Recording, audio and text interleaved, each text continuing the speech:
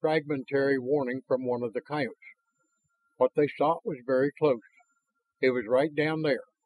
Both animals were in ambush, awaiting orders.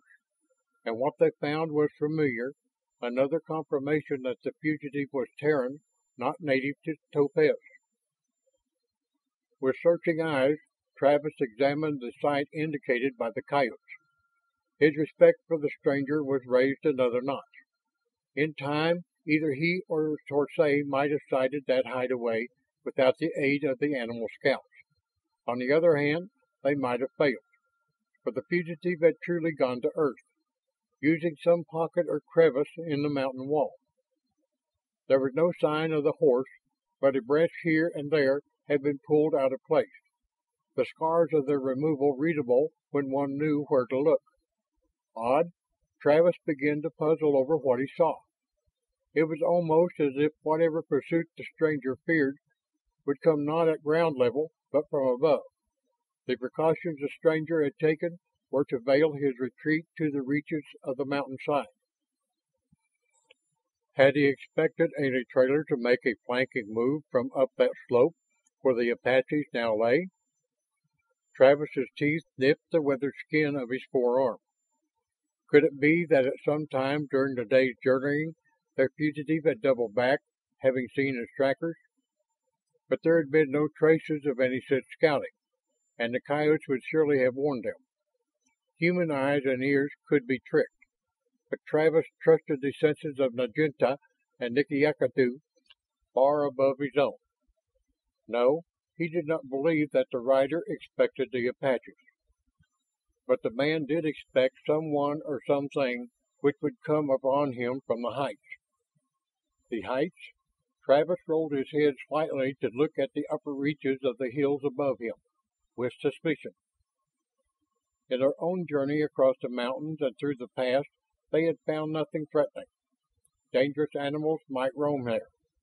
There had been some paw mark, one such trail the coyotes had warned against. But the type of precautions the stranger had taken were against intelligent, thinking beings, not against animals more likely to track by scent than by sight.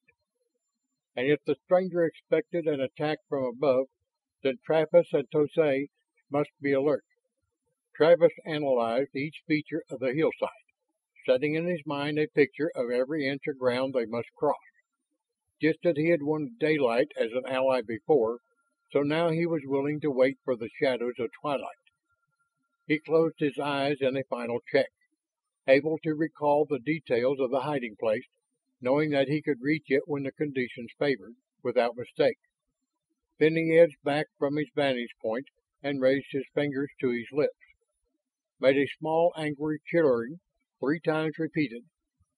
One of the species inhabiting these heights that they had noted earlier was a creature about as big as the palm of a man's hand, resembling nothing so much as a round ball of ruffled feathers, though its covering might actually have been a silky, fluffy fur.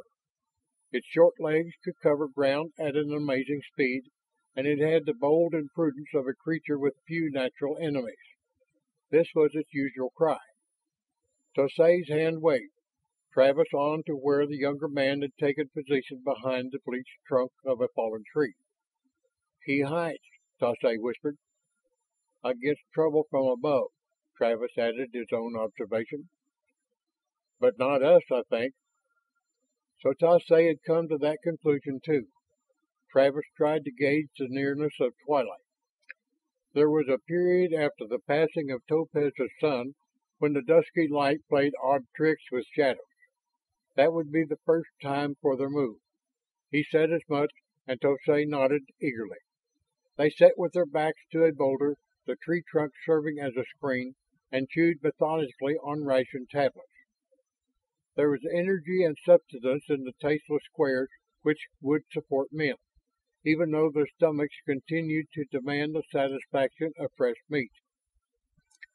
Taking turns, they dozed a little.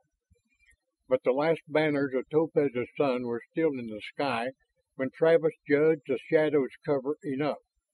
He had no way of knowing how the stranger was armed. Though he used a horse for transportation, he might well carry a rifle and the most modern Terran sidearms. The Apaches' bows were little use for infighting, but they had their knives. However, Travis wanted to take the fugitive unharmed if he could. There was information he must have, so he did not even draw his knife as he started downhill. When he reached a pool of violet dusk at the bottom of the small ravine, Naginta's eyes regarded him knowingly. Travis signaled with his hand and brought out what would be the coyote's part in the surprise attack. The prick-eared silhouette vanished. Uphill, the chitter of a tough fur sounded twice. Tsoay was in position.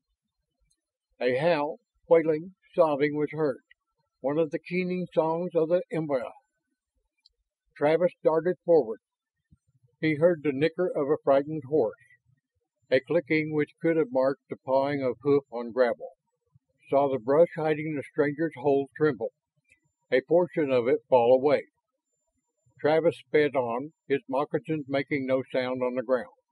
One of the coyotes gave tongue for the second time, the eerie wailing rising in a yapping which echoed from the rocks above them. Travis poised for a dive. Another section of those artfully heaped branches had given way, and a horse reared, its upflung head plainly marked against the sky. A blurred figure weaved back and forth before it, trying to control the mount. The stranger had his hands full, certainly no weapon drawn. This was it. Travis leaped. His hands found their mark, the shoulders of the stranger. There was a shrill cry from the other as he tried to turn in the Apache's hold, to face his attacker. But Travis bore them both on, rolling almost under the feet of the horse, sliding downhill, the unknown's writhing body pinned down by the Apache's weight and his clasp, tight as an iron grip, about the other's chest and upper arms. He felt his opponent go limp, but was suspicious enough not to release that hold, for the heavy breathing of the stranger was not that of an unconscious man. They lay so, the unknown still tight in Travis's hold, but no longer fighting. The Apache could hear Tsoay soothing the horse with the purring words of a practiced horseman. Still the stranger did not resume the struggle. They could not lie in this position all night, Travis thought with a wide twist of amusement. He shifted his hold and got the lightning quick response he had expected. But it was not quite quick enough, for Travis had the other's hands behind his back, cupping slender, almost delicate wrists together. "Throw me a cord," he called to Tsoay. The younger man ran up with an extra bow cord, and in a moment they had bonds on the struggling captive. Travis rolled her catch over, reaching down for a fistful of hair to pull the head into a patch of clearer light. In his grasp that hair came loose, a braid unwinding. He grunted as he looked down into the stranger's face. Dust marks were streaked now with tear runnels, but the gray eyes which turned fiercely on him said that their owner cried more in rage than fear. His captive might be wearing long trousers tucked into curved-toed boots and a loose overblouse, but she was certainly not only a woman, but a very young and attractive one. Also, at the present moment, an exceedingly angry one. And behind that anger was fear, the fear of one fighting hopelessly against insurmountable odds. But as she eyed Travis now, her expression changed. He felt she had expected another captor altogether, and was astounded at the sight of him. Her tongue touched her lips, moistening them. And now the fear in her was another kind, the wary fear of one facing a totally new and perhaps dangerous thing. "Who are you?" Travis spoke in English, for he had no doubts that she was Terran. Now she sucked in her breath with a gasp of pure astonishment. "Who are you?" She parroted his question in a marked accent. English was not her native language, he was sure. Travis reached out, and again his hands closed on her shoulders. She started to twist and then realized he was merely pulling her up to a sitting position. Some of the fear had left her eyes, and intent interest taken its place. "You are not sons of the Blue Wolf," she stated in her heavily accented speech. Travis smiled.